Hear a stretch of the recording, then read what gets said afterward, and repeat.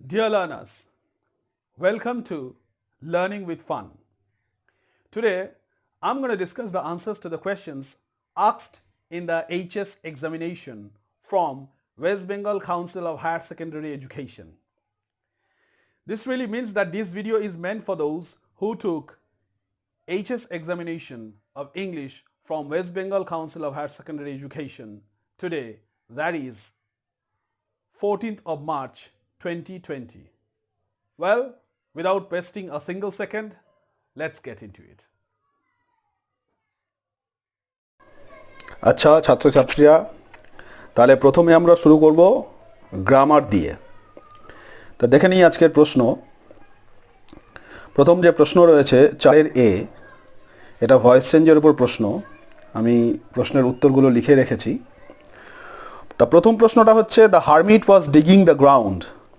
এর উত্তরটা হবে the ground was being dug by the hermit. Continuous টেন্সের পাস্ট কন্টিনিউয়াস টেন্স। আচ্ছা, সেকেন্ড যে কোয়েশ্চেনটা সেটা রয়েছে Lomov, I will show you the documents Natalya Stepanovna change into indirect speech. তার এটা ন্যারেশনের ব্যাপার চলে আসছে। আমরা উত্তরটা যেটা করব সেটা হলো লোমব সেইড টু নাতালিয়া, অথবা আমরা লিখতে পারি লোমব told Natalia Stefanovna that he would show her the documents. আচ্ছা, 3 নম্বরের কোয়েশ্চেন।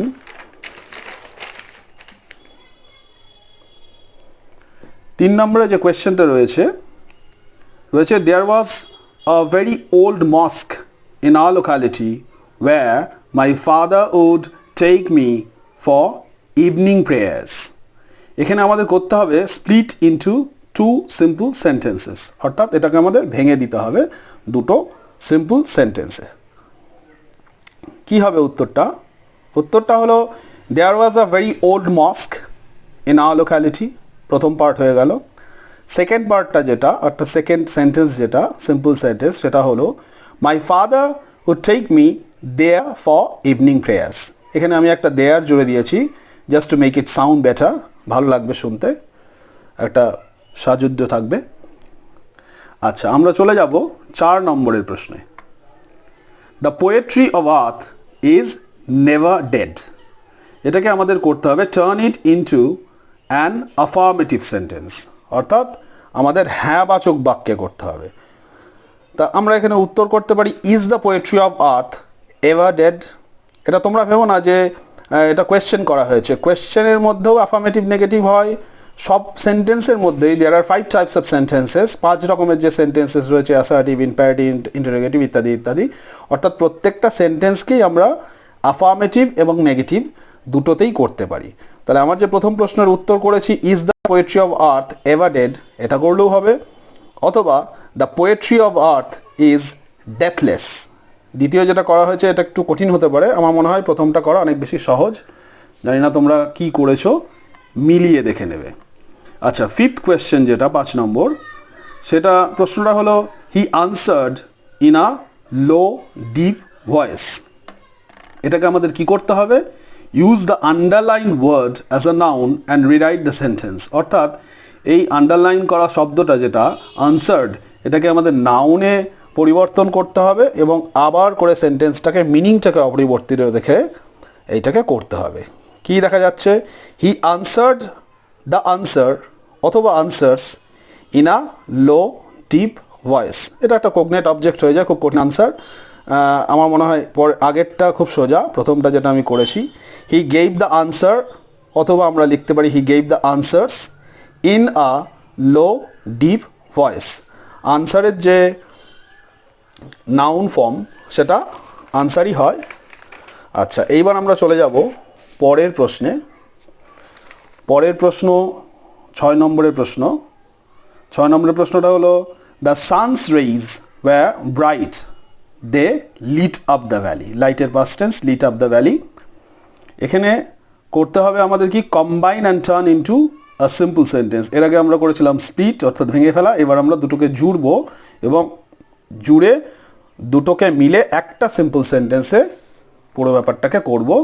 তাহলে দেখা যাক আমরা কি করতে পারি।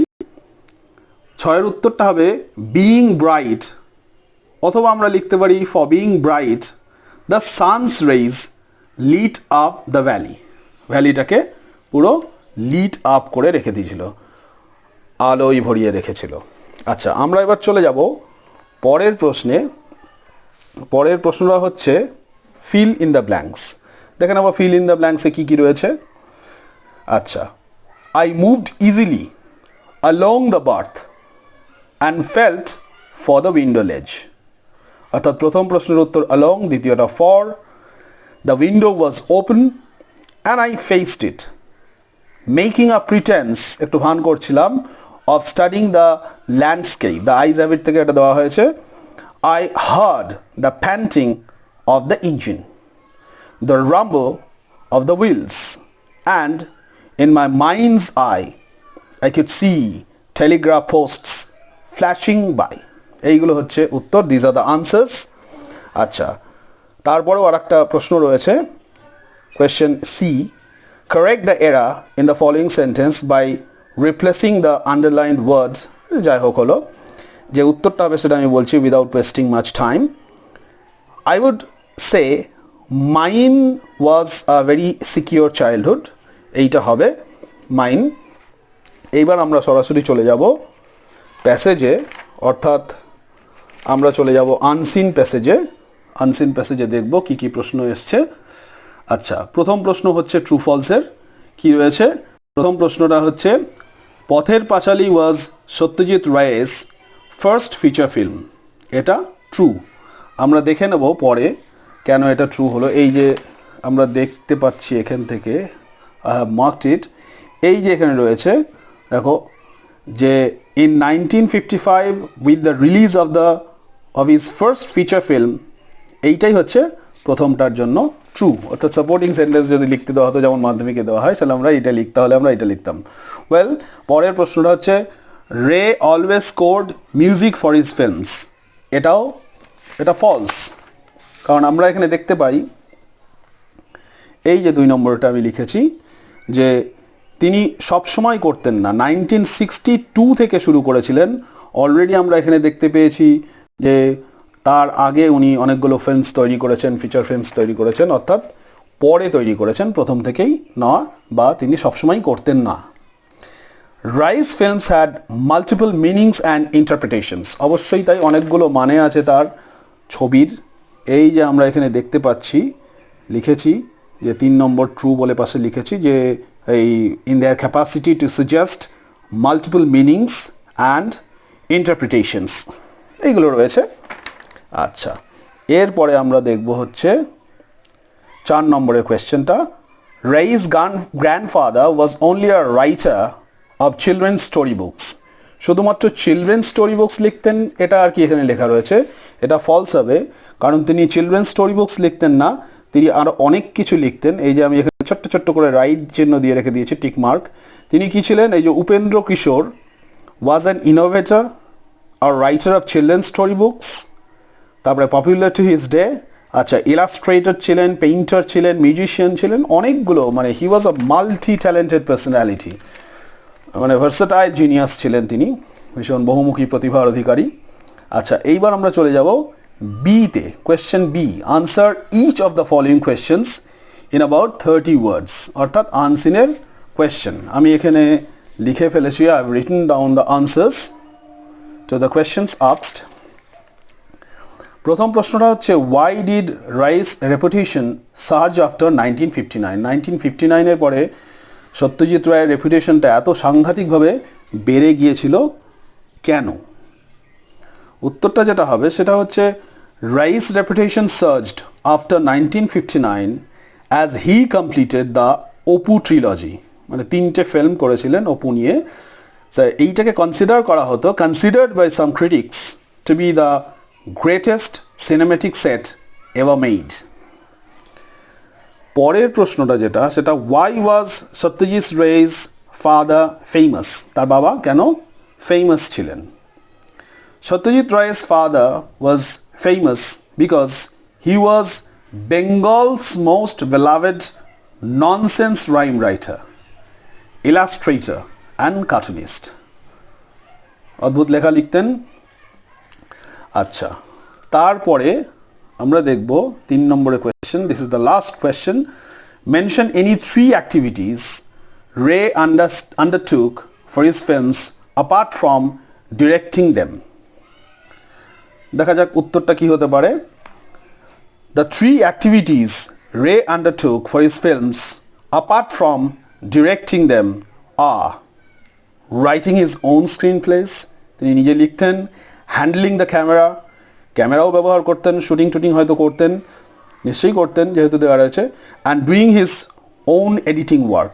This is a very difficult work, this is very difficult job, এটা খুব কঠিন কাজ, এডিটিং করার কাজটা, এইগুলো তিনি করতেন। আমি এই উত্তরটা নিয়েছি হচ্ছে এইখান থেকে। এই যে তোমরা দেখতে পাচ্ছ, যদি তোমাদের প্রয়োজন হয়, মনে হয় যে উত্তরগুলো কোথা থেকে খুঁজে বার করা হয়েছে, এই যে আমি এখানে ছোট্ট করে দেখাচ্ছি। এই যে B1 অর্থাৎ কেন সার্চ হয়েছিল প্রথমটার উত্তর, B3 এই যে দ্বিতীয় নম্বরের উত্তর কোথা থেকে পাওয়া গেছে, আবার এই যে B2 কেন তিনি ফেমাস ছিলেন, রাইম রাইটার, ইলাস্ট্রেটর, কার্টুনিস্ট ইত্যাদি। ওকে, এইবার আমরা চলে যাব হচ্ছে পরের পার্টে, অর্থাৎ আমাদের ইংলিশ বি, পার্ট বি। দেখা যাক কী কী রয়েছে, ঝটপট করে বলে দিই, ভিডিওটা লেন্দি না করে বেশি। আচ্ছা, complete each of the following sentences choosing the correct option from the alternatives provided. কি দেখা যাচ্ছে? What tantalized the narrator was the perfume of the girl's hair, D. আচ্ছা, পরেরটা, the words of Abdul Kalam's father filled him with a strange energy and enthusiasm. পরেরটা, Mrs. Jones wanted to teach Roger right from wrong, A. 4 নম্বরেরটা, the most necessary man is he, এটা উত্তর B, with whom you are. পরে চলে যাই, কতগুলো প্রশ্ন উত্তর করতে হবে আমাদের। আচ্ছা, প্রথম যে প্রশ্নটা রয়েছে সেটা হচ্ছে, why did the narrator think that his voice must have startled the girl? The eyes have it থেকে নেওয়া হয়েছে, যাই হোক। The narrator thought that his voice must have startled the girl because he was sitting in a dark corner. অন্ধকারে বসেছিলেন, তাই জন্য ভাবছিলেন যে হয়তো তাকে দেখতে পাওয়া যায়নি, he must not have been seen. যাই হোক, দ্বিতীয় প্রশ্নের উত্তর হচ্ছে, কোয়েশ্চেনটা হচ্ছে, why did the narrator ask the new fellow traveler about the girl? উত্তরটা হচ্ছে, the narrator asked the new fellow traveler if the girl kept her hair long or short. যদিও উত্তরটা তিনি পাননি, it was another answer that he was given. Well, 3 নম্বরেরটা, how was Abdul Kalam's mother's lineage different from his father's? মায়ের যে লিনেজটা ছিল, তাদের যে বংশধররা ছিলেন তারা অনেক উন্নত ছিলেন। This is what Abdul Kalam says. দেখা যাক, Abdul Kalam's mother's lineage was different from his father's because one of our forebears was bestowed the title of Bahadur by the British. ব্রিটিশদের দ্বারা তাকে বাহাদুর টাইটেল দেওয়া হয়েছিল, which is a great honor. Who was a very close friend of Abdul Kalam's father? This is a very easy question. উত্তরটা হলো, a very close friend of Abdul Kalam's father was Pakshi Lakshmana Shastri, the high priest of Rameshwaram temple. Harmony, communal harmony, it shows.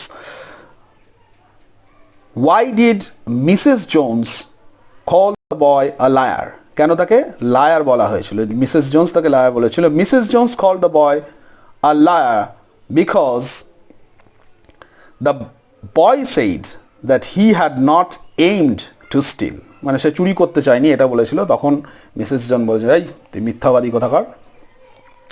Well, পরের প্রশ্নটা হচ্ছে, what lesson of his life did Roger learn at the end of the story from Mrs Jones. এইটার কোনো সরাসরি উত্তর কিন্তু টেক্সটের মধ্যে আমরা পাবো না, একটু আমাদেরকে বুদ্ধি খাটিয়ে এটাকে বার করতে হবে। We must work it out. তা আমি কি লিখেছি দেখা যাক। After getting some good food, $10 for buying blue suede shoes, and after all good behavior, সর্বোপরি ভালো ব্যবহার, which Roger got from Mrs. Jones, the Roger learned humanity was still alive in the heart of hearts of women or human beings like Mrs. Jones. beings হবে। আচ্ছা, এরপরে আমরা চলে যাই পরের দিকে। What was the second question of the Tsar? জারের second কোয়েশ্চেনটা কি ছিল? ঠিকই আছে। The second question of the Tsar was, who were the right people to listen to? কাদের কথা শোনা হবে, কোন ব্যক্তিদের কথা শোনা হবে, এটাই হচ্ছে দ্বিতীয় প্রশ্ন। আর দুটো প্রশ্ন আছে যেগুলো দেওয়া হয়নি। What did the wounded man promise the Tsar? যারকে কি প্রমিস করেছিলেন সেই wounded man? The wounded man promised the Tsar that he would serve the Tsar as his most faithful slave and would order his sons to do the same. বংশ পরম্পরায় তারা ওই জারকে সেবা করবেন, এই আদেশ দিয়ে যাবেন সেই ভদ্রলোক wounded man তার ছেলেদের। আচ্ছা, পরের প্রশ্ন। What is meant by leprous hide? না, আরও কতগুলো প্রশ্ন আমি লিভ করে গেছি বাই মিস্টেক। আজ 3 নম্বরের প্রশ্ন পোয়েট্রিগুলো থেকে। The poet seems to suggest that in order to kill a tree, কী করতে হবে? একটা ট্রিকে কিলিং করতে গেলে total destruction of the roots will do the job, অর্থাৎ টোটালি তাকে ডিস্ট্রাকশন মানে ডিস্ট্রয় করে ফেলতে হবে রুট থেকে। ডি এর উত্তর। The words red holes mean কি? Bullet wounds asleep in the valley. Well, পরের প্রশ্নের উত্তর হচ্ছে but the eternal summer shall not fade. Here thy refers to, thy মানে তোমার, আর কি ইউজ ওল্ড ইংলিশ, যাই হোক কবিতাতে বেশি ব্যবহার করা হয়। এটা হচ্ছে শেক্সপিয়ারের ফ্রেন্ডকে বলা হচ্ছে, অর্থাৎ সি। 4 নম্বরটা, being tired the grasshopper rests beneath, কার নিচে গ্রাসহপার রেস্ট করে? 4 নম্বরের উত্তর হচ্ছে সি, সাম প্লেজেন্ট উইট। আচ্ছা, চলে যাই কবিতার প্রশ্ন উত্তরে। What is meant by leprous hide? Leprous hide বলতে কি বোঝানো হয়েছে? হাইড শব্দের অর্থ হচ্ছে বার্ক অফ আ ট্রি, গাছের ছাল। হাইড মানে লুকানো নয় এখানে। আর লেপ্রাস মানে হচ্ছে লেপ্রসির একটা অ্যাডজেক্টিভ ফর্ম, মানে কুষ্ঠরোগীদের মতো, গাছের যেমন গুড়ি গুড়ি গুড়ি গুড়ি থাকে ওই রকম, এবড়ো খেবড়ো। যাই হোক, discolored and uneven skin of a tree like that of a leper is meant by leprous hide. পরের প্রশ্ন, in what form of verse is the poem on killing a tree written? on killing a tree কিভাবে লেখা হয়েছে, কি ফর্মে লেখা হয়েছে? form of verse. on killing a tree is written in free verse. What is the soldier's smile compared to? সোলজারের smile কার সঙ্গে তুলনা করা হয়েছে? The soldier's smile is compared to that of an infant, অর্থাৎ কম্পেয়ার করা হয়েছে the smile of an infant.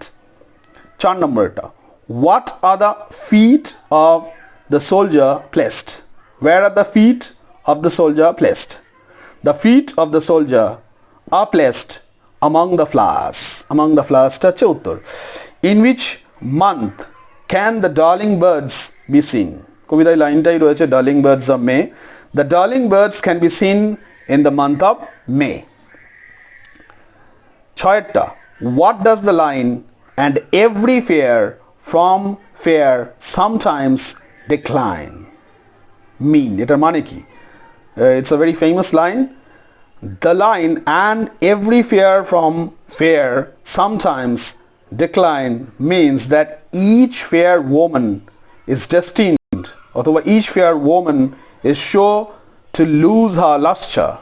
Lustre means brightness. To lose her beauty or lustre sooner or later. সৌন্দর্য একদিন নষ্ট হবেই, অর্থাৎ সৌন্দর্য চিরস্থায়ী নয়। What does Keats celebrate in the poem the poetry of earth. Poetry of আর্থে কিসের কথা বলছেন, কি সেলিব্রেট করছেন? In the poem, The Poetry of Earth, Keats celebrates the deathlessness, মৃত্যুহীনতা, of natural music, অর্থাৎ natural music that we hear never dies. Natural music of the earth through the cycle of seasons. অর্থাৎ এই যে মিউজিকটা, নেচারের যে মিউজিকটা, এই মিউজিকটা কোনোদিন মরে যায় না, this never dies. Whose voice shall run from hedge to hedge, একটা হেজ থেকে, একটা ঝোপঝাড় থেকে একটা হেজে, অর্থাৎ ঝোপঝাড়ে কার ভয়েসটা, this is a very famous question, অনেকবার হয়তো দিয়েছে। The grasshopper's voice shall run from hedge to hedge. চলে যাই আমরা শেষের দিকে, 5 নম্বরের question. Complete each of the following sentences choosing the correct option, সেই আবার একই জিনিস আর বললাম না। When Lomov arrived Natalya was, যখন লোমব আসলেন নাতালিয়া কী করছিলেন? She was selling peas for drawing. 2 নম্বরেরটা, the first argument between Lomov and Natalya was over, কী নিয়ে দুজনের মধ্যে আর্গুমেন্ট, একটু বাকবিতণ্ডা হচ্ছিল, অর্থাৎ ঝগড়াঝাটি হচ্ছিল, কী নিয়ে? ল্যান্ড নিয়ে। এটা বেসিক্যালি প্রশ্নের মধ্যে রয়েছে, যেটা টেক্সটের মধ্যে রয়েছে সেটা হচ্ছে অক্সেন মিডোজ, মিডোজ মানে তৃণভূমি, ওই সেই ল্যান্ড নিয়েই হচ্ছিল ঝগড়াঝাটি, প্রথম শুরু হয়, তারপরে কুকুর টুকুর রয়েছে, whatever. Lomov hoped to go for shooting, শুটিংয়ে যাবেন বলে ভেবেছিলেন, তা কখন? আফটার দ্য হারভেস্ট, ফসল কাটার পর। 4 নম্বরেরটা, when Natalia comes to know that Lomov had come to propose her, she asks her father to, কি বলেছেন? bring him back। টেক্সটে যেটা রয়েছে সেটা হচ্ছে fetch him back, অনেকবার she repeatedly said these words, fetch him, fetch him, that means bring him, I'll marry him. So she was in, it was the crying need for her to get married because she was getting old. Okay, thanks for watching. Stay happy.